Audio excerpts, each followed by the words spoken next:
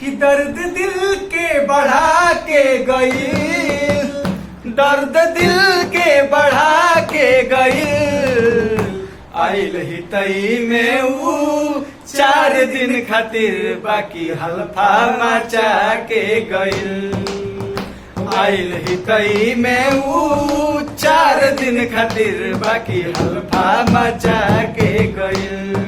अरे गांव के सुखड़िया के रहे उसाली, देखे में भोला बाकी बड़की खिलाड़ी, गांव के सुखड़िया के रहे उसाली, देखे में भोला बाकी बड़की खिलाड़ी, रोग ऐसन धरा के गई, रोग ऐसन धरा के गई, आइल ही तई में ऊ 4 दिन खातिर बाकी हल्फा मचा के गई, गईल हो बाकी हल्फा मचा के गई।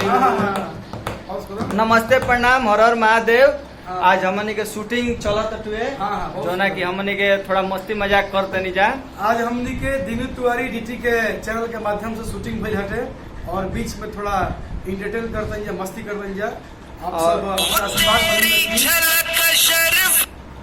आप सब कॉमेडी वीडियो देखते रही और चैनल के सब्सक्राइब करी, ज्यादा से ज्यादा शेयर करी, प्यार दुलार दी। अच्छा वीडियो आप सबके देखे के मिली, साफ सुथरा वीडियो देखे के मिली और लोग सब्सक्राइब